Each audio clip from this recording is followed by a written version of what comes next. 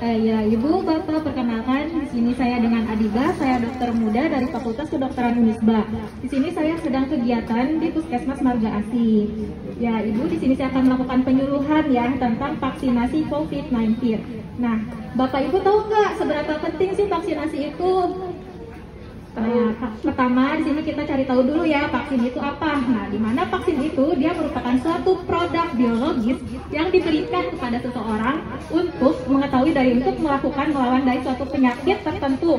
Sehingga nanti kalau misalkan ada suatu penyakit itu sudah dilakukan vaksinasi, nah nanti kita nggak akan gitu jadi rentan gitu terkena suatu penyakit tersebut kalau sudah dilakukan vaksinasi. Kenapa?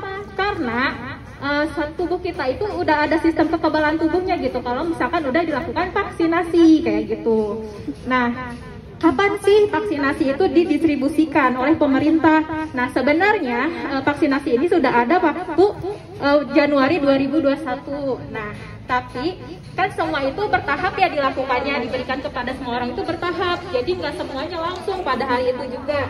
Nah, di mana ada periodenya, ada 2 periode. Yang pertama nih, ada periode yang pertama itu pada bulan Januari 2021 sampai April 2021. Nah, periode yang kedua yaitu April 2021 sampai dengan Maret 2002. Nah, di mana untuk periode yang pertama itu diberikan kepada tenaga medis atau kepada garda terdepan ya. Karena kenapa? Karena kan garda terdepan itu dia lebih utama gitu menanggulangi dari suatu COVID-19 ini kayak gitu ya. Nah, terus untuk yang setelah itu diberikan juga kepada masyarakat publis gitu. Terus diberikan juga kepada orang yang lansia. Nah, untuk yang periode yang keduanya ini diberikan kepada orang-orang yang udah rentan gitu terkena dari COVID-19 ini kayak gitu. Nah, siapa aja sih yang boleh divaksinasi? Yang pertama, usianya itu waktu usia umur 18 sampai 59 tahun. Dan orang tersebut juga dia sudah setuju gitu dilakukan vaksinasi kayak gitu.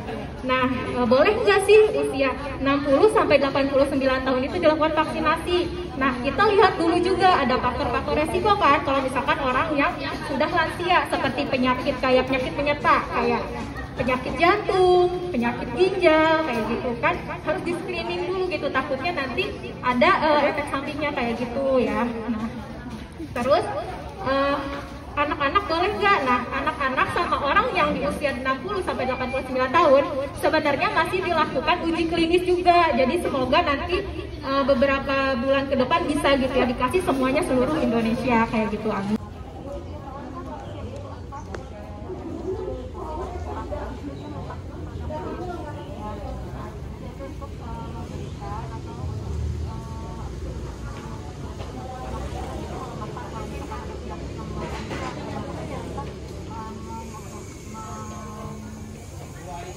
Gitu ya. Nah, terus di mana kita tahu nggak vaksin itu didistribusikan oleh pemerintah itu kapan? Kapan? Nah, sebenarnya vaksin itu sudah didistribusikan oleh pemerintah itu sejak bulan Januari 2021. Tapi pemberiannya itu bertahap ya, secara langsung gitu sudah bertahap dulu. Nah, di mana ada 2 periode, ada 2 periode, ada bulan Januari sampai bulan April 2021 dan periode yang kedua itu bulan April sampai bulan Maret 2022. Dimana yang periode yang pertama nanti dikasihnya kepada orang yang garda terdepan ya kayak pada masker. Kenapa? Karena kan mereka yang menanggulangi dari suatu pandemi ini ya, mereka juga baik untuk tidak terpapar di suatu penyakit ini. Nah, terus ya apalagi ya periode yang pertama orang yang lansia, orang yang itu seperti umur 49 tahunan gitu. Nah, terus yang periode yang kedua orang yang rentan kayak anak-anak sama yang kayak satu klaster gitu kayak pesantren. Yang kedua, nah terus saya tahu nggak orang yang boleh divaksin itu siapa aja? Yang ini kan yang nggak punya komorbid. Nah, ini saya kan sekarang ada peraturan yang baru ya. Nah, yang pertama nih orang yang boleh divaksin itu usianya 18 sampai 59 tahun. Nah, karena kan orang usia segitu banyak yang terkena dari COVID-19 ini.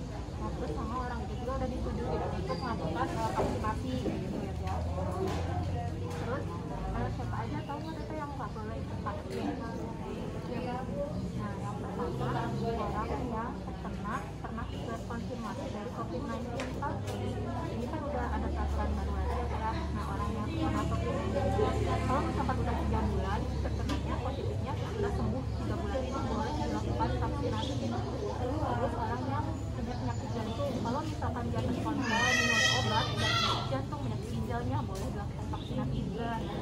Terus orang yang punya darah tinggi, sebenarnya nggak boleh kalau misalkan tekanan darah tingginya 180 sampai 100 itu nggak boleh. Kalau di bawah 30